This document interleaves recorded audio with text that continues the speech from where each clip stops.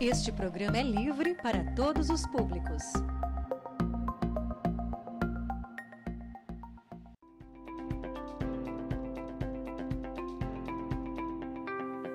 Câmara Convida. Olá, você que acompanha a TV Câmara. Começa agora mais um Câmara Convida, o nosso programa semanal de entrevistas. E hoje nós vamos falar sobre o Museu Prudente de Moraes, aqui de Piracicaba, que foi inaugurado em 1957, em 1º de agosto daquele ano, e está localizado aqui no centro de Piracicaba, aqui na rua Santo Antônio, para quem ali esquina com a 13 de maio, para quem conhece Piracicaba, e também está instalado na casa onde foi a casa de Prudente de Moraes, o primeiro presidente civil do Brasil que teve aqui a sua vida política em Piracicaba. E para falar sobre o museu e seus novos projetos, suas novas orientações aí pedagógicas, estou aqui com a Ana Torrejais, que é diretora do museu, e com o Maurício Beraldo, que é historiador. Sejam muito bem-vindos ao Câmara Convida. Obrigada, Érica. O prazer é todo nosso. Obrigado pelo convite. Vou começar com a Ana, se me permite, Maurício, porque recentemente o Conselho Internacional de Museus ele aprovou uma nova definição do que significa museu, né? E aí eu queria que você falasse um pouquinho o que é essa conceituação e como o Museu Prudente de Moraes hoje se coloca dentro dessa nova conceituação a partir desses novos projetos que estão sendo idealizados. Então, Érica, é uma questão bem interessante, porque essa discussão que é internacional e foi acompanhada aqui bem de perto pelo Comitê Brasileiro do Conselho Internacional de Museus, que participou bastante nessa nova conceituação teórica. Quando nós vamos analisar o que é um museu, a primeira definição de conceito de museu, ela tinha mais de 75 anos.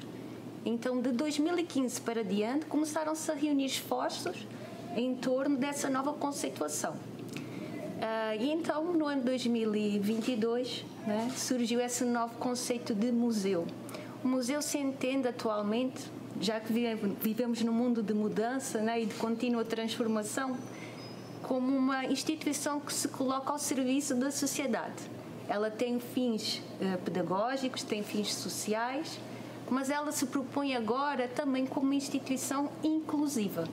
Ela não mais representa a comunidade, ela está ao serviço da comunidade e pretende escutar essa comunidade, atendendo a toda a sua diversidade, né, colocando-se numa posição também sustentável do ponto de vista económico, ambiental e social, de forma a acolher todos os públicos e de forma a que esse museu se construa com os seus públicos, não só para o público, mas através desse público.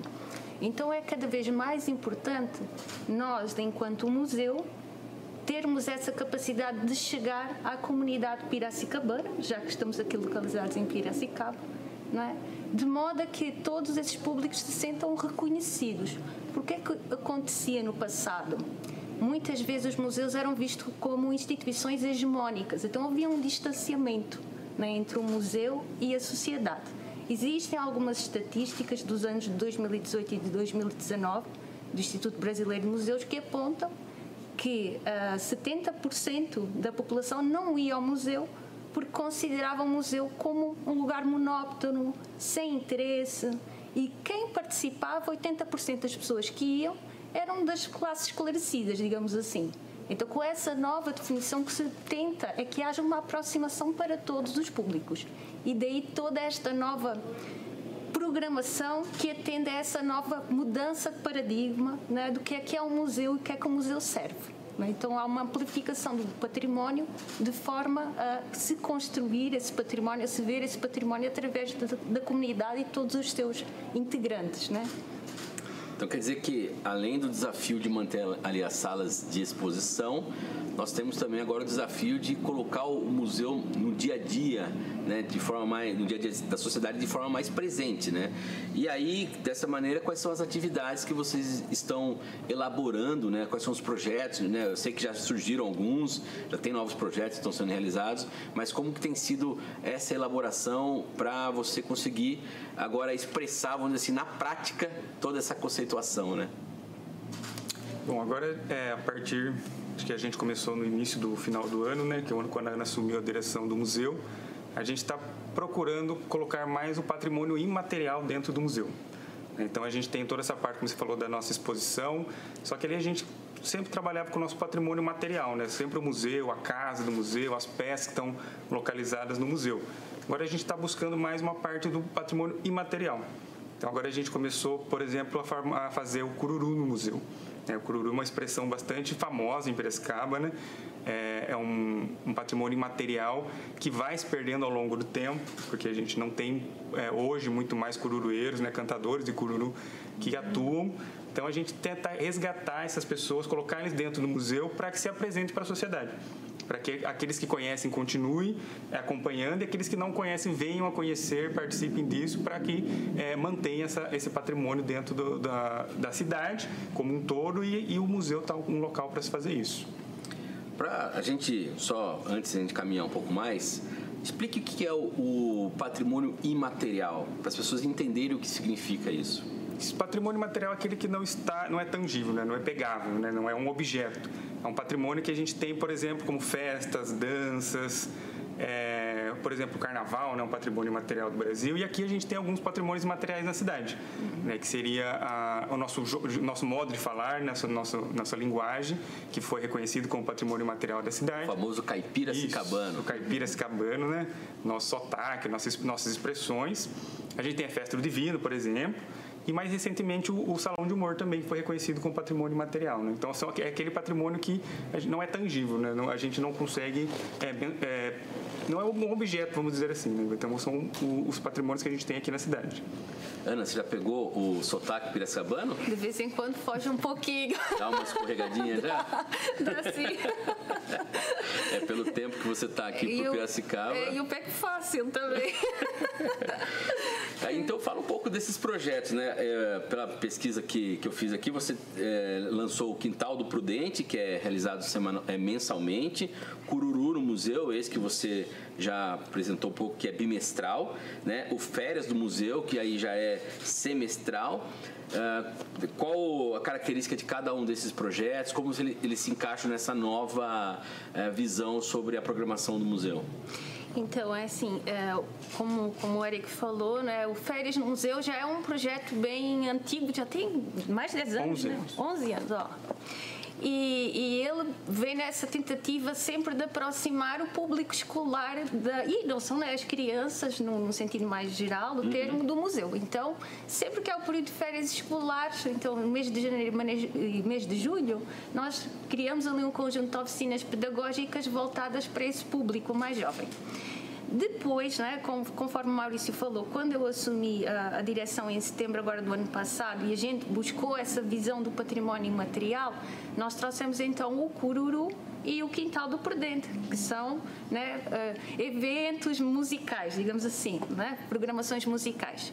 O Cururu, tivemos a primeira apresentação em dezembro do ano passado, foi muito, muito interessante assistir. Né? Nós trouxemos os curueiros de Piracicaba e de outras cidades aqui adjacentes, né? E é voltado então pelas características do evento em si para um público mais idoso, digamos assim, né? São pessoas de uma faixa etária mais avançada e então nós colocamos esse evento aos sábados de manhã. Então nós buscamos adequar o evento ao tipo de público a que ele se direciona, né? Assim como as férias escolares são no período das férias no museu, é durante as férias escolares. O Cururu no museu, por ter essas características, nós transportamos o evento para os sábados de manhã.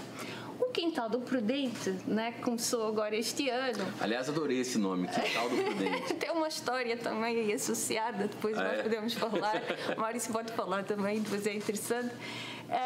O Quintal do Prudente, ele já é uma outra proposta, precisamente para contrariar essa ideia de museu quanto espaço hegemônico, austero às vezes, muito, né? Formal. Monótono, formal, que não acontece nada, né?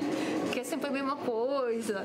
Então nós contrapusemos essa ideia a uma nova proposta que é o Quintal do Prudente, que é um show musical, né? Acontece todos os meses, na segunda quinta-feira de cada mês, às vezes com algum ou outro ajuste, né? E traz traz uma proposta de artistas aqui da cidade de Piracicaba, promovendo os artistas piracicabanos, trazendo show de brasilidades em todas as suas vertentes. Então, acontece às quintas-feiras à noite, na área externa do museu, onde era o quintal da casa. Então, por isso que é o Quintal do Prudente. E é um ambiente maravilhoso. Aliás, é bonito esse quintal, né? E nós decoramos tudo, fica muito intimista, tem sido um sucesso. Então, convido a todos a irem também acompanhar a nossa divulgação. Para quem conhece ali o museu, o quintal é aquela área externa que a gente vê ali pela Santo Antônio, correto? Isso, é a área externa do museu. E a gente procurou fazer isso também porque é o local mais extrovertido da casa, vamos dizer assim, né? O mais informal da casa. Então é sempre no quintal onde você recebe sua família, onde você faz as festas, né? Então o Prudente sempre tem essa marca de ser aquela pessoa sisuda, séria, né? Então o museu, a casa dele, passa essa imagem dele.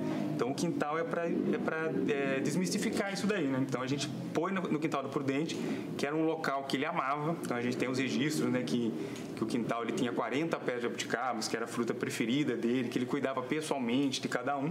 Então a gente procura trazer esse show, esse evento musical para o quintal dele, né? Que é o lugar mais informal da casa.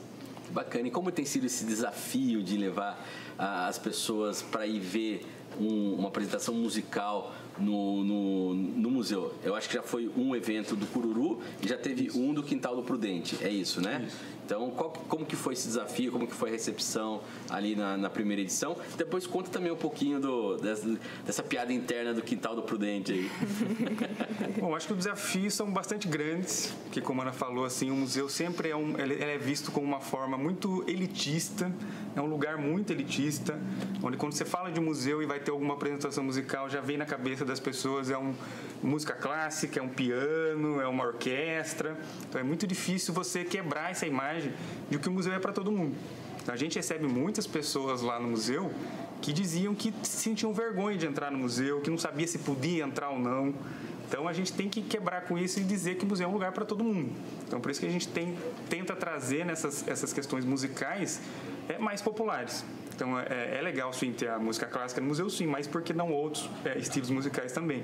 Então para desmistificar essa parte mais elitista do museu, né? O museu hoje ele é aberto para todo mundo. Não só hoje, como sempre foi, mas ele ainda tem essa imagem de mais elitista, né? De pessoas só da classe mais alta podem frequentar, onde você vai ver obras de arte ali, academicistas, você vai ver uma música mais clássica.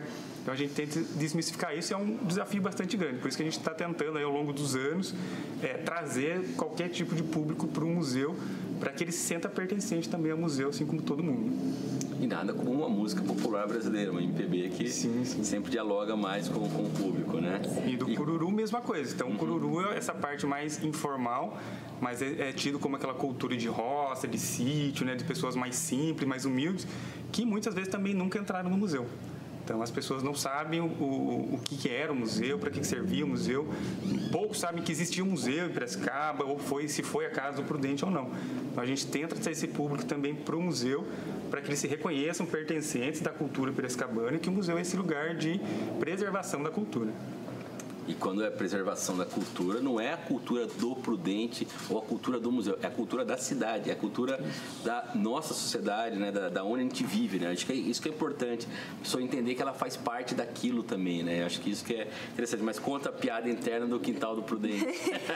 Vai de encontrar com o Maurício falou, né? Temos aqui um quintal, aí tem vários, né, locais aqui na cidade e em outras cidades aqui da região também, que ocuparam espaços e usaram precisamente os quintais, né? Tem em Limeira, por exemplo, o Quintal do Portuga. Então, foi feita essa associação de ideias e vamos fazer o Quintal do Prudente, né? Temos um espaço aqui que pode ser usado. E tanto é que o local onde os músicos se apresentam... Você acha até bar que chama Quintalzinho, alguma coisa isso, assim, né? Exatamente. Precisamente essa associação de ideias que ocorreu. E tanto assim é que nós fizemos essa... quase uma ligação simbiótica, não é? Ali no espaço, que os artistas que vão no Quintal do Prudente e se apresentam, eles ficam num deck junto com o acervo. Então é muito interessante. Então, quem vai ver os músicos vê também o acervo, porque nós temos acervo no pátio. Né? Então fica realmente, a pessoa está ali, mas está dentro do museu também, né? Que bacana. E claro, todo esse trabalho tem o apoio também da Secretaria, da SEMAC, né? Sim. Essa esse apoio de outros, acredito que outros setores dentro da prefeitura ali para levar o equipamento de show. Isso, elétrica, tudo mais. Segurança, não é? Nós acautelamos tudo isso, então, né, há todo um trabalho logístico ali por detrás. E é uma apresentação gratuita? Gratuito, totalmente gratuito. Quem for também tem a opção de consumo, nós temos parceiros, né, de food trucks, de bebida e comida também, que é totalmente gerido por eles, né? Nós não temos alguma participação nessa parte, somente a organização do espaço, então é realmente para passar ali um serão bem passado. Eu vi o primeiro que teve, né, a primeira edição que teve, eu gostaria de ter ido, mas acabei não conseguindo ir, mas espero que na próxima consiga aparecer lá para... Convidado, muito convidado. Muito bacana. Bom, nós estamos falando dos novos projetos do museu, mas acho que também é importante a gente dizer da estrutura que tem lá, né? Existe um espaço de exposição permanente, né?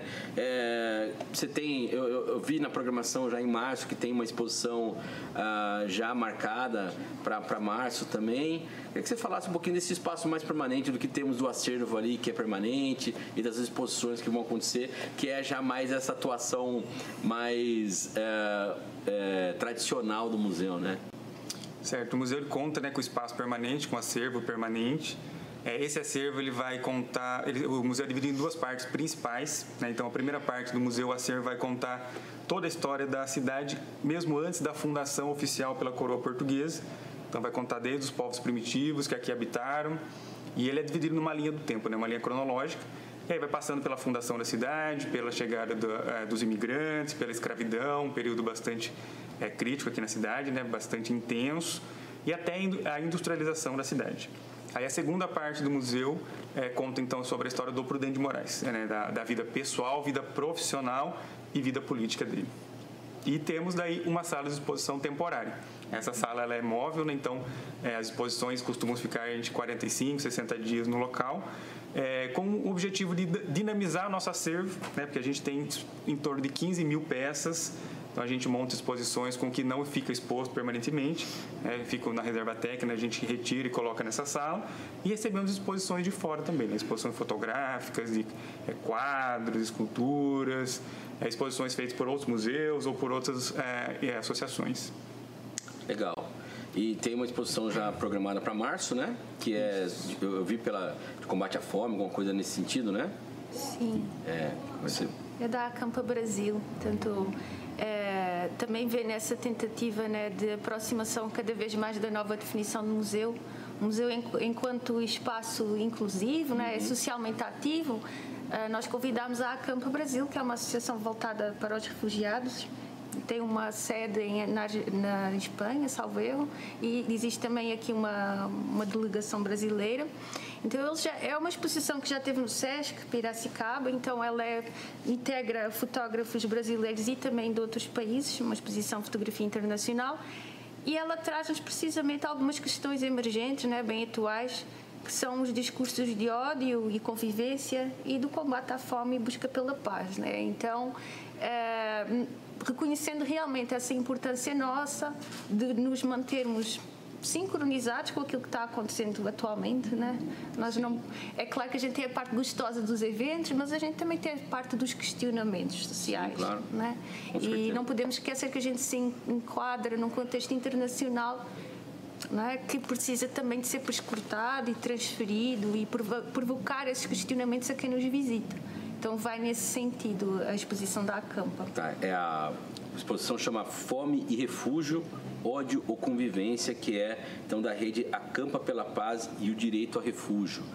Um tema super atual, né? Então ele vai entrar em cartaz ali no museu no dia 23 de março e segue até o dia 30 de abril. Isso, certo? Correto. Perfeito. Então já fica aí o recado para quem quiser também visitar o museu para ver essa exposição fotográfica. Nós, infelizmente, estamos chegando ao nosso fim aqui do programa. Queria que vocês deixassem aí, então, um pouco os contatos, né, do museu. Existe lá um Instagram muito legal, inclusive, né, que eu vi lá, muito bonito, bem feito. E também contato para quem, de repente, precisa entrar em contato com o museu para fazer trabalho acadêmico, que eu acho que é um outro serviço que vocês prestam também, né? Sim, o museu, então, a gente conta com várias redes sociais, né, que a gente tem. A gente tem Facebook, a gente tem o Instagram, que é @museuprudente.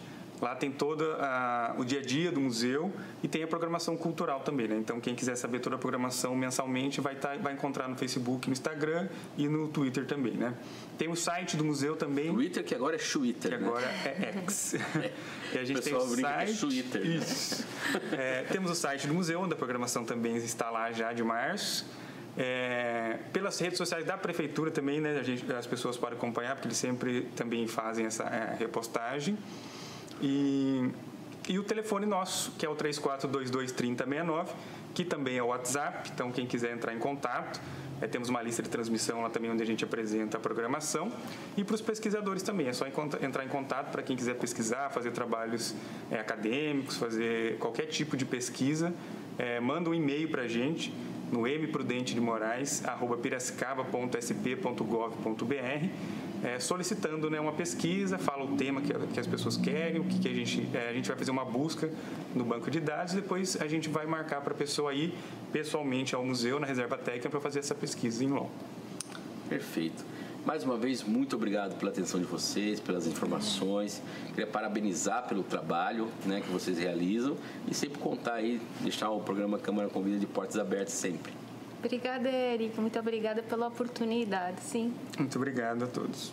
E a gente termina aqui o nosso primeiro bloco, lembrando que no segundo nós vamos receber aqui o vereador Gustavo Pompeu, que também é presidente do Fórum de Cidadania aqui da Câmara. Então fica com a gente, em instantes retornamos com mais Câmara Convida.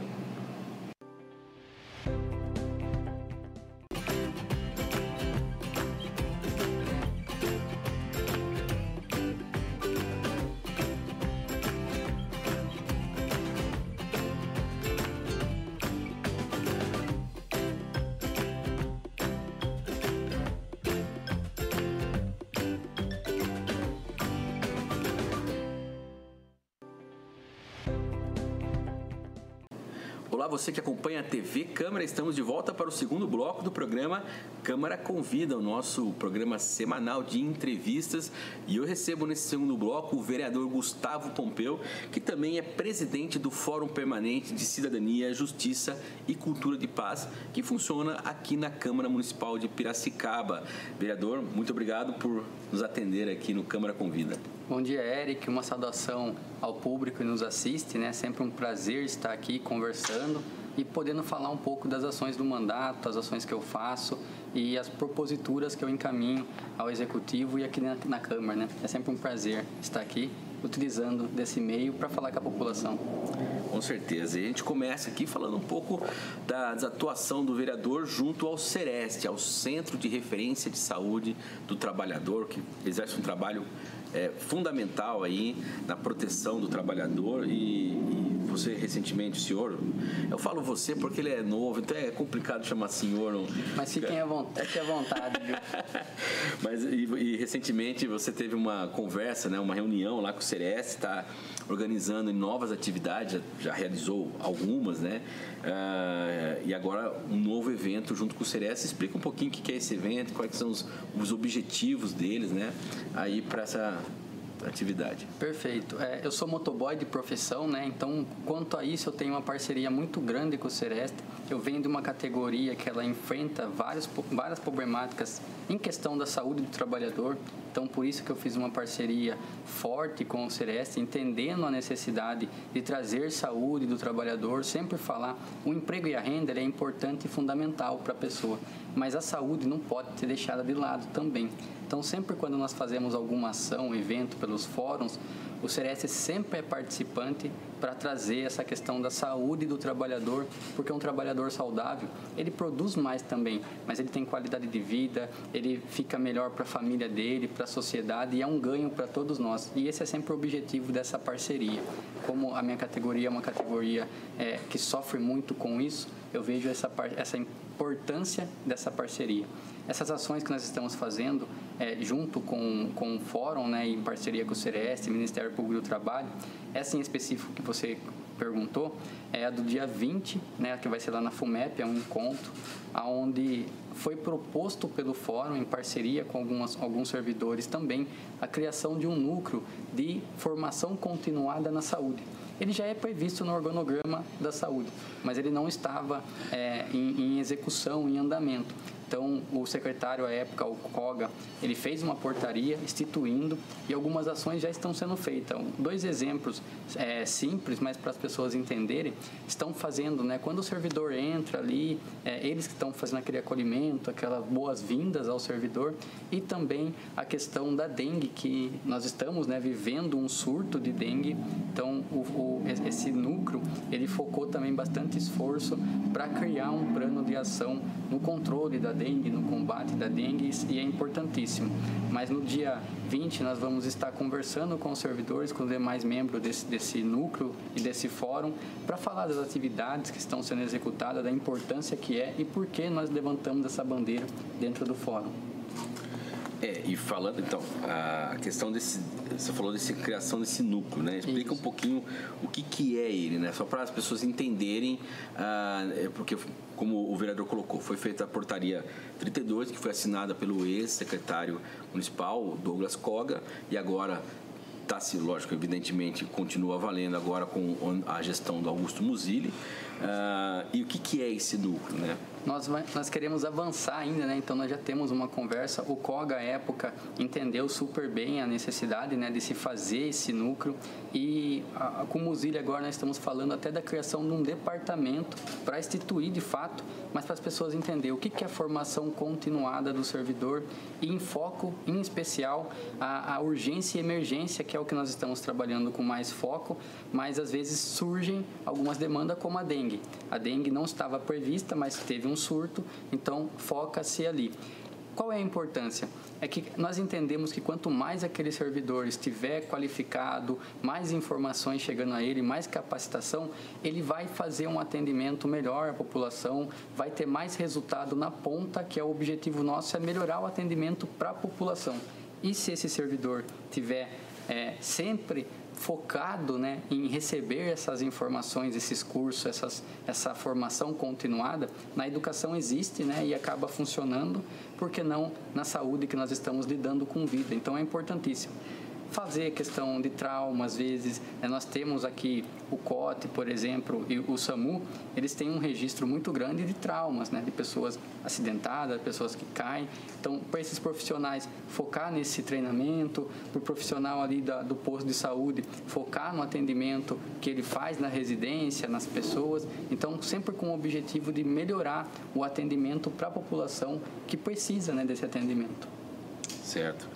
E falando na questão de saúde, né, a gente teve recentemente uma pandemia, né, o que prova que, assim como na educação, a saúde existe uma dinâmica, né, as coisas tem que aprender muitas coisas novas que surgem, tecnologias relacionadas à farmacêutica, né, à medicina em geral, e muitas vezes essa falta a gente chama de retorno, né, de retorno ao servidor, realmente acaba criando problemas na estrutura da saúde pública, e que nos leva ao próximo assunto que nós vamos tratar, que é a CPI, que apura o caso da morte da menina Jamile Duarte, lá em 12 de agosto do ano passado, que foi um evento traumático para a cidade, eu acredito, né? Para nós aqui na Câmara, a gente pode, você participa ali de todas as reuniões, as oitivas, sabe o quanto foi traumático, né? E ali a gente viu muito dessa falta da questão da educação continuada, né? Da capacitação continuada. Em que momento está a CPI agora?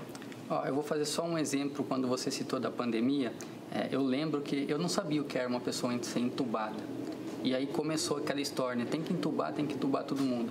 A própria rede de saúde, seja particular ou pública, ela não tinha profissional a rodo, assim, colocando e sabendo fazer. Eu lembro que teve muita gente treinando, fazendo, aprendendo a fazer essa questão, porque era do momento, né? Teve aquele boom.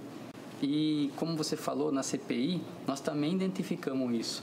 A formação continuada, ela é importantíssima para que aquela informação tenha um exemplo. Nós temos aqui o Eric tem toda a informação do que acontece aqui na comunicação. O Eric sai, a informação se perde. Então não dá para aceitar esse tipo de situação assim, que a pessoa sai e a informação se perde. Por isso a formação continuada, ela serve para trazer para toda a equipe as informações, os acontecimentos, procedimentos, como fazer. O caso da Jamília é um caso específico e nós identificamos isso, inclusive o relatório está pronto, ele está sendo apreciado pelos demais membros, né? Nós somos em 5, eu sou o relator, então ficou a cargo meu fazer o relatório. Como o Eric falou, eu participei de praticamente toda, desde as oitivas, as diligências que fizemos, documentação que pedimos, foi um trabalho muito sério e uma das coisas que nós apontamos é essa questão das boas-vindas daquele trabalhador, conhecer a unidade, conhecer o que a unidade tem de atendimento. Ali é um ponto de referência para a picada de escorpião. Entende-se, no meu entendimento e no entendimento de qualquer pessoa, ela vai falar assim, então toda a equipe está preparada, né? Deve-se estar assim. Então, essa formação continuada serve para isso também, para informar, para preparar a equipe, para que quando ela tenha a urgência, a emergência ou atendimento ali, ela consiga lidar da melhor forma e nós não possamos mais ter vítimas como a Jamília, né? É um fato. Como você falou, eu evitei falar muito sobre essa questão da CPI pela seriedade que eu estava conduzindo essa questão. Não fui em rádio, não fui dar entrevista, não fui no jornal, mas assim, sempre acompanhando, conversando com algumas pessoas, porque eu não queria tornar um fato midiático. Eu queria tornar um fato que impossibilitava que não houvesse mais casos como o da Jamília no nosso município. E eu acredito que esse êxito nós estamos tendo, já foi alterado até o organograma de como atender a uma criança com picada de escorpião. A vigilância fez todo um procedimento, hoje as equipes estão mais preparadas, nós observamos que tem casos de picada de escorpião com criança e o desfecho está sendo totalmente outro. Então, esse era o objetivo. Eu acredito que nós atingimos esse objetivo. Na sala do médico hoje tem lá um informativo da picada de escorpião, como proceder, falando que lá é um ponto um ponto de referência para a picada de escorpião. Mas falta muita informação, um exemplo só. Eu lembro que quando nós fizemos uma diligência lá na UPA do Vila Cristina, uma coisa que eu não sabia, por exemplo, eu achava que a vacina antirrábica também era lá, mas não é na Vila Resende. Então, nós temos particularidades em cada UPA e essas particularidades, elas têm que estar em mente daqueles funcionários, dos servidores, das pessoas que trabalham e que atendem a população. Uma das coisas que nós vamos brigar muito é para que toda ação, toda informação, ela transite pela equipe de forma documentada, de forma a ser provada que essa informação está passando, porque uma coisa que nós identificamos é assim, eu falei para fulano, mas não é de boca, né? Deve existir dentro do próprio cronograma, até do dia a dia do trabalhador, uma coisa que nós estamos brigando com a rede e com os terceirizados também, é que assim, você pega uma pessoa e coloca ela na urgência e na emergência, e ela precisa passar por um treinamento. A saúde não paga, não pode pagar como hora extra, ela não pode fazer outra coisa a não ser o atendimento. Então, ela acaba aprendendo na prática apenas, né? Um enfermeiro, um médico, ela só recebe se ela estiver no consultório fazendo o atendimento ou a equipe trabalhando ali. Eu acho que isso tem que mudar esse modelo. Não estou falando que tem que pagar para a pessoa não trabalhar, não é isso. Mas pagar também a capacitação dela para que ela possa exercer de forma melhor o atendimento da população. Porque se você tirar uma equipe ali, nem que seja uma hora, uma enfermeira, um médico, e passar um treinamento para ele, eu acho que nós temos uma vantagem muito grande nisso. E essa também é uma das lutas que a CPI vai acampar, assim quando o relatório for entregue, né? Nós identificamos formas ali absurdas, né? Tanto no atendimento quanto na preenchimento de documento. Isso nós vamos levar a todos os órgãos competentes, né? Então, o que for de médico, nós vamos encaminhar ao Conselho de Medicina, o que for da enfermagem, ao Corém, o que for ao Ministério Público, vamos encaminhar ao Ministério Público. Só para informar, o Corém é o Conselho Regional de Enfermagem, né? Isso, que muitas vezes fala a sigla, as pessoas não conhecem a sigla, por isso que eu estou pontuando. Mas perfeito, encaminhar para quem tem a competência de fazer algo, né? né, de mudar. Então, a Secretaria de Saúde também haverá encaminhamentos a eles, sempre com o objetivo, melhorar a saúde para que não tenhamos mais casos como o da Jamile dentro do nosso município, porque não foi o primeiro, né? Eu lembro que até uma informação que está circulando é sobre o carrapato, da febre maculosa. Os casos de febre maculosa não existiam em Piracicaba. E aí foi uma questão de identificar e fazer um trabalho, porque existia-se óbitos de febre maculosa, mas não era identificado, porque a saúde não tinha, não fazia teste, não achava que não tinha.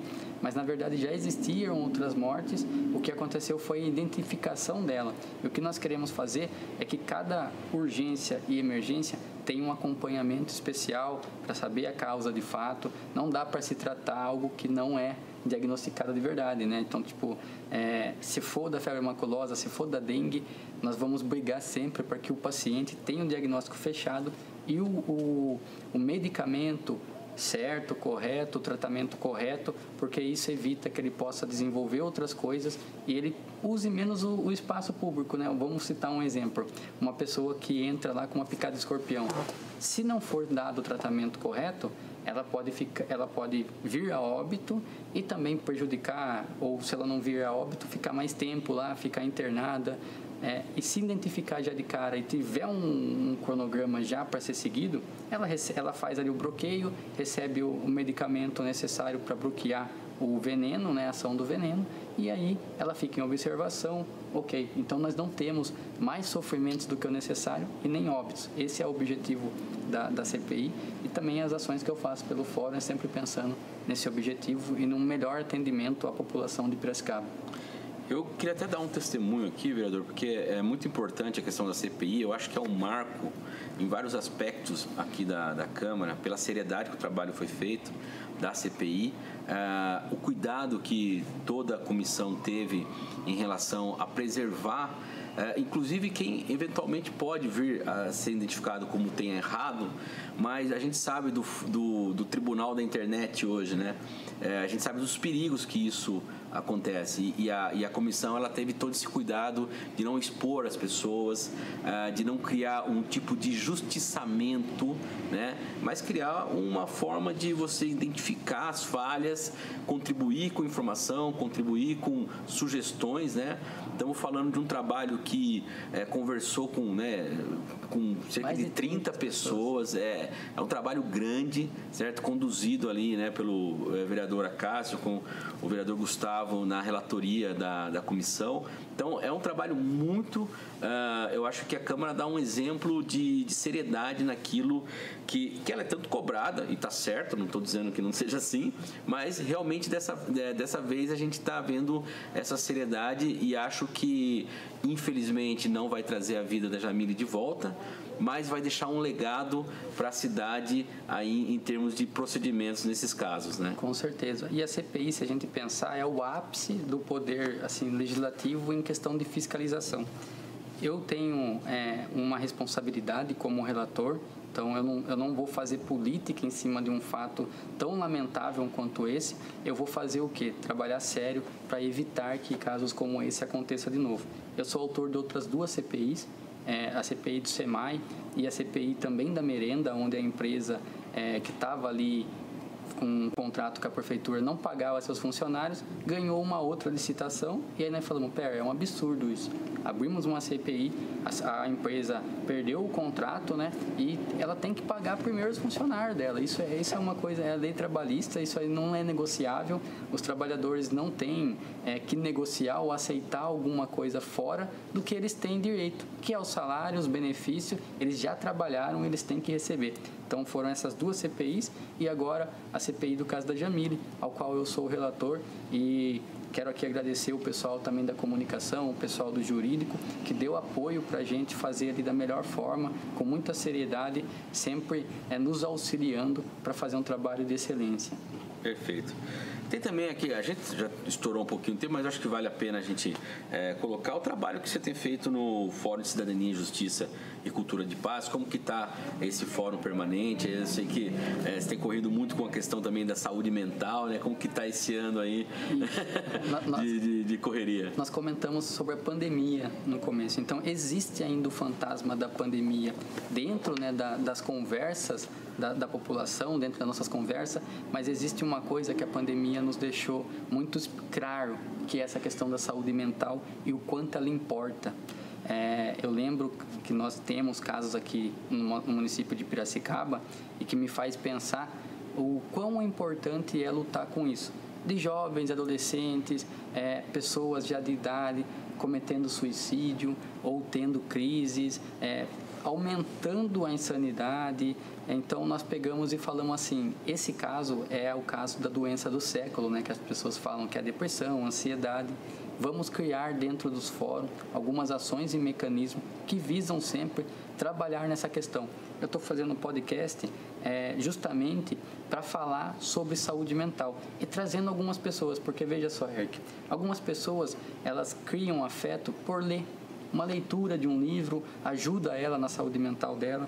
Algumas pessoas por esporte, um futebol, um vôlei, um caiaque, uma luta, um muay thai, um jiu-jitsu. Algumas pessoas encontram na igreja uma ajuda, em grupos de autoajuda, né, auto e mútua ajuda. Então, eu estou trazendo algumas pessoas para falar e aumentar o cardápio para falar, é possível ter uma qualidade de vida e uma saúde mental. Essas são as possibilidades. Uma terapia, um psiquiatra, um psicólogo, uma conversa familiar, né? A família precisa parar de ter os tabus de filho não falar com o pai de determinado assunto, né? Às vezes o filho quer conversar ou o pai quer conversar e eles não conseguem. Então, nós estamos fazendo também um trabalho falando que a família ela precisa ser um elo, aquele apoio, né, coletivo dentro da família para desenvolver a saúde mental no todo. Uma pessoa com a saúde mental debilitada, ela influencia as outras pessoas na família, no entorno, no trabalho. E uma pessoa também com a saúde mental em dia, bem, ela também influencia. Então, nós estamos sempre focando para a saúde mental das pessoas e tentando mudar essa sociedade, mudar o mundo, pelo menos o mundo que a gente vive, né, o mundo da internet também, para falar da importância que é. A saúde física, ela é importante, mas a saúde mental também é extremamente importante. Um exemplo que eu posso dar, antigamente os trabalhadores, eles eram afastados muitas das vezes porque machucou, perdeu um dedo, quebrou um braço ou teve algum acidente físico. Hoje, você tem afastamento, mas eles não são, na sua maioria, físico. Eles são por questões mentais. Uma depressão, um transtorno, e aí você tem essas pessoas sendo afastadas dos seus empregos por questões de saúde mental. Então, essa é a questão do século e essa é uma bandeira que eu tenho, né? Trânsito, saúde mental, combate à dependência química e juventude. Eu acho que tem muito trabalho para ser desenvolvido e é o que eu venho fazendo nesses 3 anos e alguns meses de mandato, né? Pelos fóruns, pelas ações do gabinete e as parcerias que eu venho criando. É muito importante ver que pessoas estão unidas para falar sobre esse tema. Eu tenho gente da iniciativa privada, tenho gente do poder público, tenho a sociedade civil, associações, organizações, grupos que estão em conjunto para tentar melhorar essa questão da saúde mental, melhorar o trânsito. Uma informação que eu não gosto de falar, mas ela é importante dizer que é uma realidade. Nós tivemos aqui em Piracicaba 4 acidentes de atropelamentos com óbito só do começo do ano para cá. 4 pessoas, inclusive uma menina de 24 ou 26 anos, faleceu aqui no centro, vítima de um atropelamento. Isso é um final de uma vida, abala a família, fim de sonhos, fim de uma projeção, de uma carreira. Não dá para permitir que essas coisas aconteçam. Então, por isso que eu tenho essas bandeiras e esses focos. O objetivo é melhorar a vida e salvar vidas também, né? Perfeito, vereador. Eu queria agradecer mais uma vez a participação do senhor aqui no Câmara Convida, deixar sempre de portas abertas e desejar aí sucesso no seu trabalho e nas realizações aí para a cidade. Obrigado, Eric. Quero que agradecer a quem está assistindo.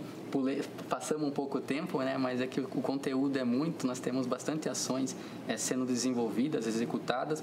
Mas eu fico à disposição também, caso as pessoas queiram ir no gabinete, queiram conversar, contatar, tenham esse entendimento também que essas bandeiras são importantes, queiram fazer alguma sugestão ou até apoiar, né? Eu vejo muito importante isso. Quando a gente conversa com algumas pessoas e elas entendem que é necessário e coloca assim, eu posso ajudar também nessa ação, eu posso fazer minha parte, eu posso contribuir, porque sozinho o vereador Gustavo Pompeu não chega a lugar nenhum, não consegue. Por isso que o meu mandato ele é sempre voltado a parcerias e contato com pessoas para que a gente se ajude mutuamente e mude, né? Transforme a sociedade num mundo melhor, que é a sociedade que eu quero viver, a sociedade que eu quero para os meus filhos e para o seu também, para você. Tamo junto, pode contar comigo, o gabinete é aberto e mais uma vez eu agradeço a comunicação da Câmara, agradeço todo o apoio que os servidores dão para a gente fazer esse trabalho com excelência aqui no Poder Público Municipal. Muito obrigado e muito obrigado a você que acompanha o Câmara Convida pela TV Câmara Piracicaba nos canais 11.3 em sinal aberto digital, no canal 4 da NET Claro, no canal 9 da Vivo Fibra, com retransmissão nas nossas redes sociais, no Facebook, que é o Câmara Municipal de Piracicaba, e também no nosso YouTube, que é o TV Câmara Piracicaba.